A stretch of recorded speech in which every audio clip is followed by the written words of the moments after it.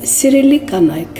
սրտան շնորհավորում եմ ձեզ մարտի 8-ի կապակցությամբ։ Կինը ընտանիքի հոգին է, նրա լույսը և ջերմությունը։ Կինը մայր է, որից սկիզբ է առնում հայրենիքը։ Սիրելի որդեկորույս մայրեր, խոնարհվում եմ ձեր առջև։ Իմացեք, որ ձեր ցավը մեր ցավն է։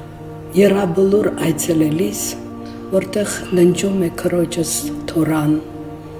մեր սիրելի Հենրիի հոգին, ավելի խորն եմ հասկանում ձեր սիրելի մայրեր, վիշտը և կարոտը։ Բայց վստահ եղեք, մեր հարգելի մայրեր, որ ոչ ոք չի մոռացվել և ոչինչ չի մոռացվելու։ Սիրելի Արցախի կանայք, դուք ստիպված եղաք թողնել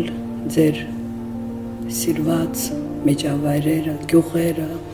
քաղաքները, մեր սիրելի Արցախը,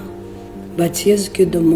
որ դուք ուժեղ եք և ամեն ինչ հաղթահարելու եք մեզ հետ միասին, մուկսաղ բոլորս միասին պիտի լինենք։ Անցած տարիները հեշտ չէին մեզ բոլորիս համար,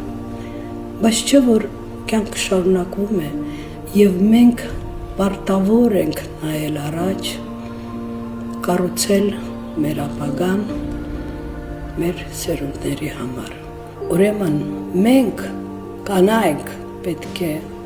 հզոր լինենք, պահպանենք մեր օջախները, հայրենիքը, հայոց լեզուն, ավանդույթները և հավատքը։ Սիրելի կանայք, սիրելի մայրեր, շատ սիրելի քույրեր և երիտասարդ կանայք,